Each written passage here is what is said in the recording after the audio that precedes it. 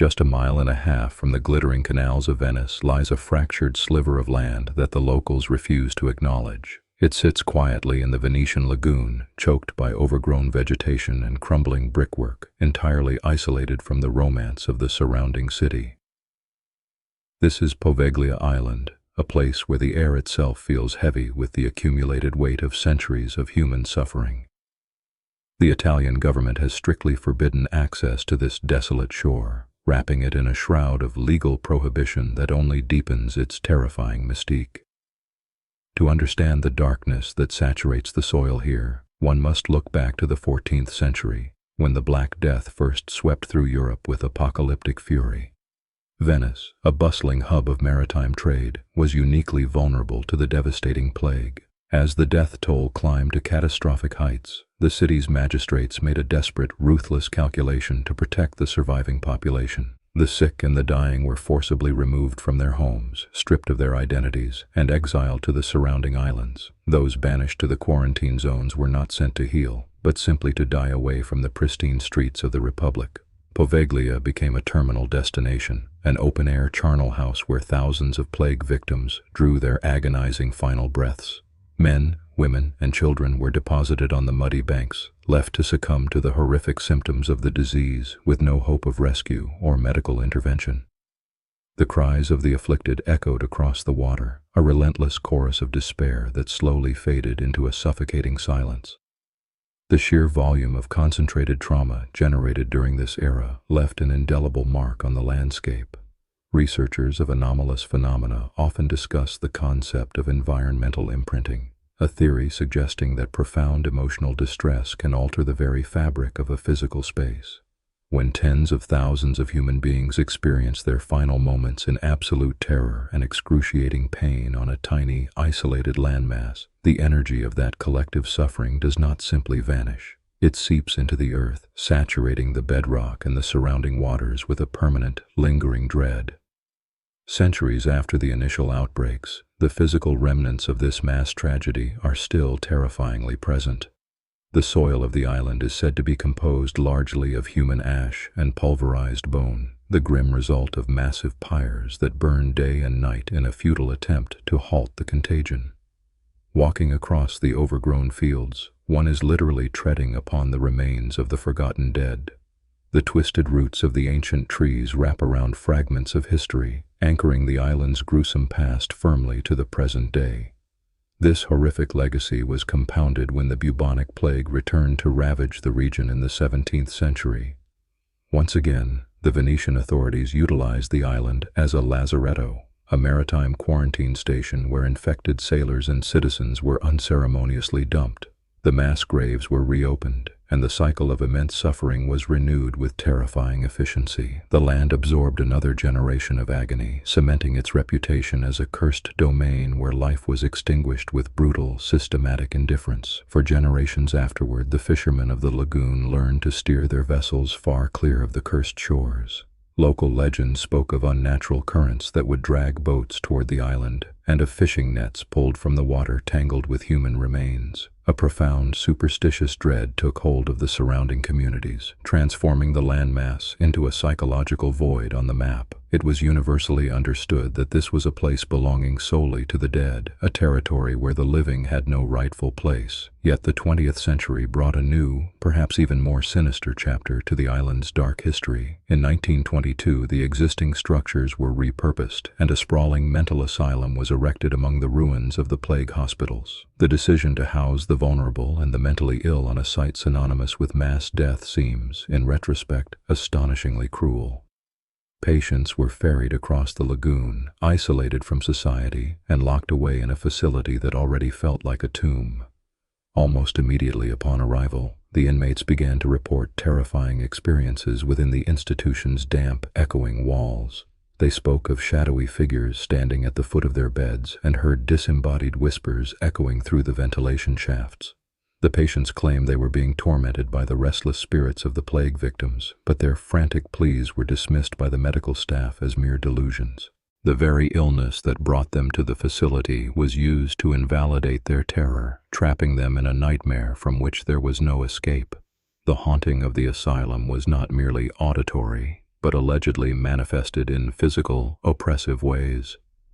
Sudden, inexplicable drops in temperature would freeze the breath in the air, and heavy iron doors would slam shut with no wind to guide them. The oppressive atmosphere of the wards seemed to feed on the anxiety of the residents, creating a vicious cycle of fear and psychological deterioration.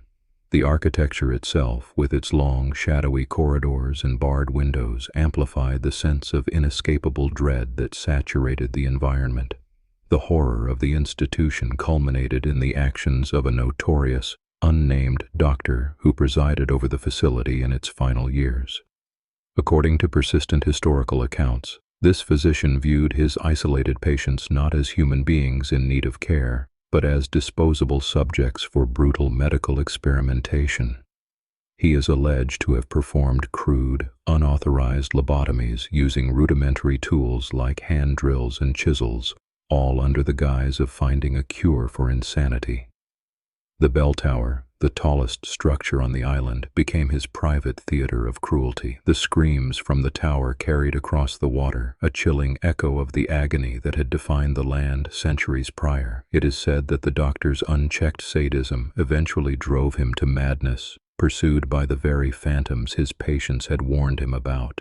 The legend dictates that he threw himself from the top of the bell tower, though whether he was driven by guilt, insanity, or an unseen force remains a debated mystery. His violent end forced the closure of the facility, leaving the buildings to rot in the salty air. Today, the decaying remains of the 1922 asylum stand as a crumbling monument to institutional failure and human cruelty. The roof has caved in, exposing the rusted remains of hospital beds to the harsh elements of the lagoon. Vines choke the grand staircases, and the once imposing bell tower looms silently over the devastation, its bell having been removed decades ago.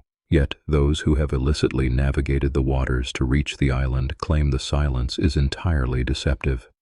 Trespassers and urban explorers consistently report a profound physical sense of nausea upon stepping onto the muddy banks.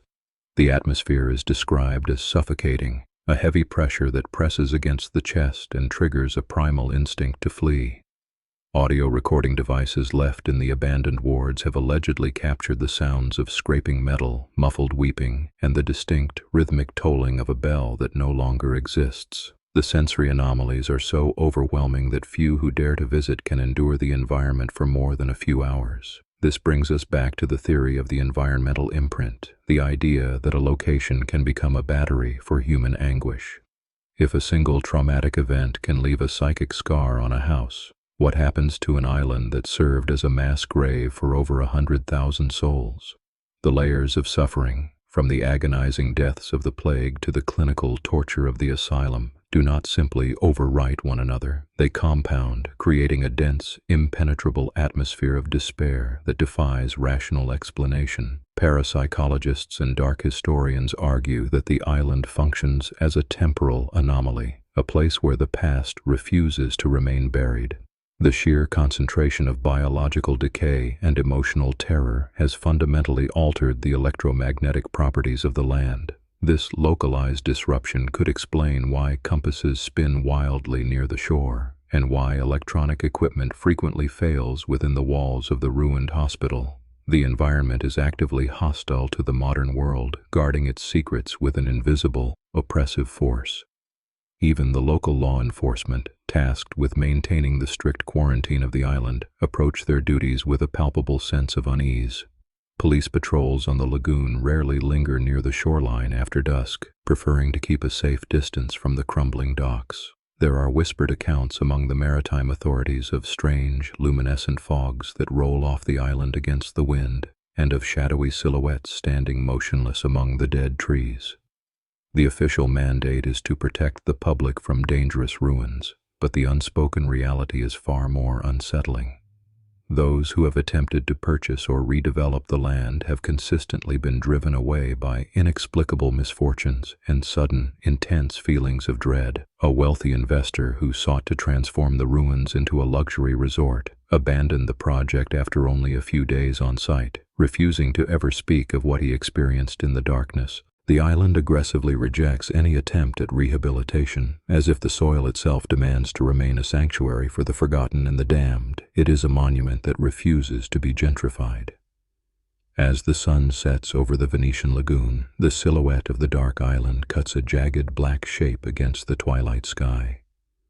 The waters around it grow still, reflecting the decaying facades of the asylum like a distorted mirror. It stands as a grim reminder of humanity's capacity for cruelty, a place where the sick were discarded and the vulnerable were tortured. The dark secret of this forbidden place is not merely that it is haunted by spirits, but that it is haunted by the undeniable, horrific truth of our own history. Ultimately, the true terror of this isolated landmass lies in its profound, unbroken silence. It is a silence built upon the silenced screams of countless victims, a quiet that forces anyone who approaches to confront the fragility of the human mind and body. The Italian government can forbid access, and the waters can slowly erode the brickwork, but the profound trauma embedded in the earth cannot be legislated away. Some places are simply broken beyond repair, destined to survive the night only to drag their horrific past into another day.